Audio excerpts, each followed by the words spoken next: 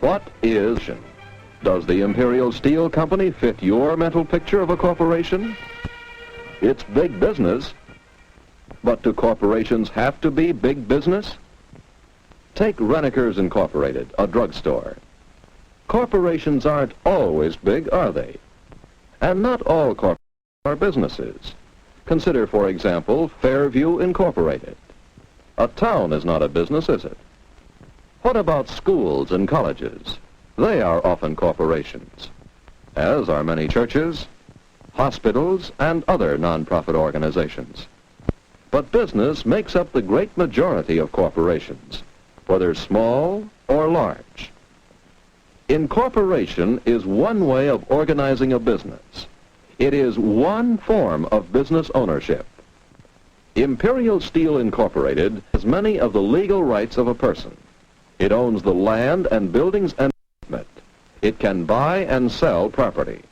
It can borrow money. It can sue in court and be sued. It carries on a business.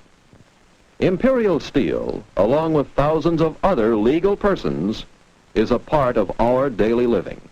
It is a member of our society. Yet it is not simply this property, nor is it a human being.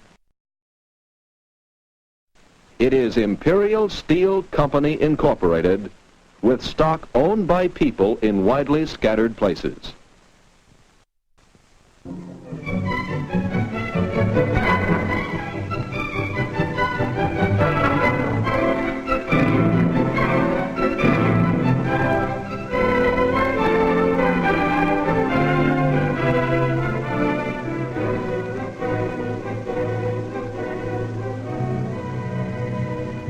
I set a high value on my stock in Imperial Steel.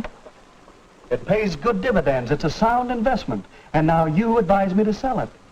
What kind of a lawyer are you, Sid? Well, you'll have to raise the cash somehow. And I think the stock's the best way. Your books show clearly that the store is in no position to pay for all this new equipment and decorating. So, you and your partners are each personally liable for the whole amount. My partners. You know very well they haven't got anything more to put into this business. Just because I have this stock and a little property, I have to come to the rescue or we'll be sued. Just as I told you when this partnership was formed. Each partner is personally liable for any debt or commitment to the store. As a partner, you are legally bound by such contracts to the limit of your personal assets. Partnership. How'd I ever get into this? I was a lot better off in the days when I ran the business myself. Fairview Clothing Store. Walter Brown, proprietor. A good little business. All my own. I was a, how do you say it legally? Single proprietor. That's it. I ran the store the way I wanted to. I could do as I pleased. And I collected all the profits. That's the way to run a business, on your own. A single proprietor. But you had difficulties in your one-man store. Your good location attracted business, more business than you could handle alone. Besides waiting on customers and receiving and stacking goods on the shelves, you had paper trouble, sales slips, bills, invoices. Man, did you need help. And suppose you got sick. Where would your one-man business be? Not only did you need the kind of help you can't hire, you needed additional capital to carry a larger variety of goods. I needed partners, you said. Now I'm on the spot because of partners. Walter, I still say a partnership was best for your kind of operation at that time. You remember, it was fairly simple once we found the right people, dependable men who had cash to invest and could do some of the work you needed. There was Baker. He had saved a little money while he worked 10 years as an accountant for a wholesale company. You knew you could trust Baker. He'd make a good partner. He'd invest his cash and work as an accountant for a share of the profits. And then there was Johnson. He could also invest a little money. And his experience as a clothing buyer for another company made him a valuable partner too. We knew they'd work hard for the business because each had a personal interest in making it go, as well as the ability to do the work that had to be done. So you were partners in the Fairview clothing store. And with their cash and their help, you were able to expand a little, take on some additional lines of goods. Yes, I think your partnership has done quite well. I suppose so. At least we did well until Johnson made the deal for those expensive modern fixtures and new storefront and signed commitments for more than our ready cash. He was just talked into more than we can handle right now. We'd like to modernize the store like that, but where is the money coming from? Johnson signed the contract. I have to pay for it. Even though I'm the biggest investor in the store, I can't cancel the contract for all that custom-made equipment. It's just lucky for this whole partnership that I can scrape up a little more money to invest in this store. But I don't want this to happen again. What can I do? Can I get rid of my partners? Own the store myself again? You can't afford to buy them out now, can you? No, and I don't know that I want to at that. The store needs all three of us. Everybody makes a mistake once in a while, but I just can't be personally responsible for another one. That's one of the weaknesses of a partnership, isn't it, Sid? Well, maybe you better incorporate the store. Incorporate? Yes. Issue stock to each partner in proportion to the amount of his investment in the store.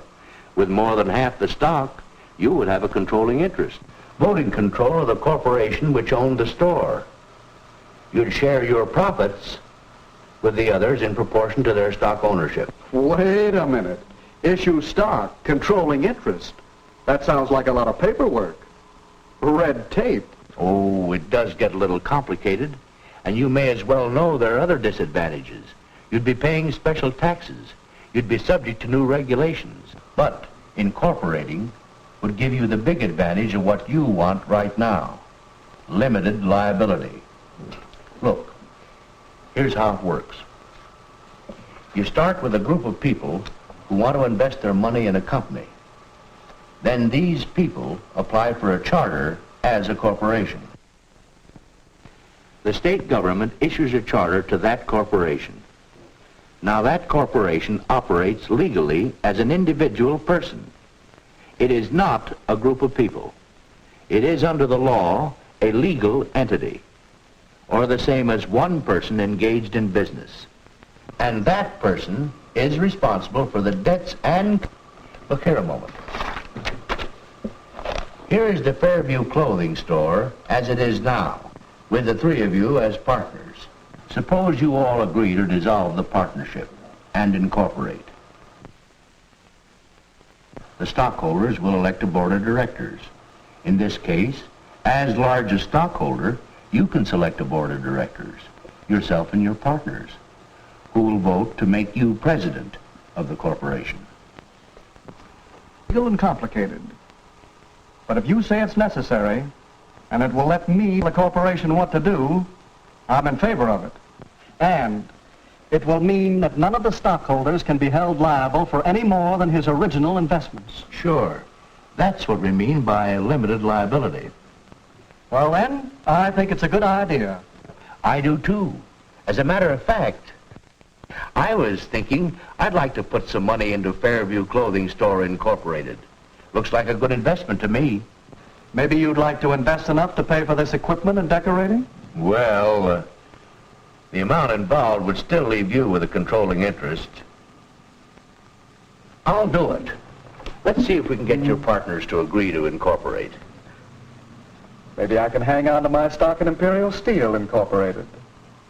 Yes, Mr. Brown will remain one of the many owners of Imperial Steel Company Incorporated.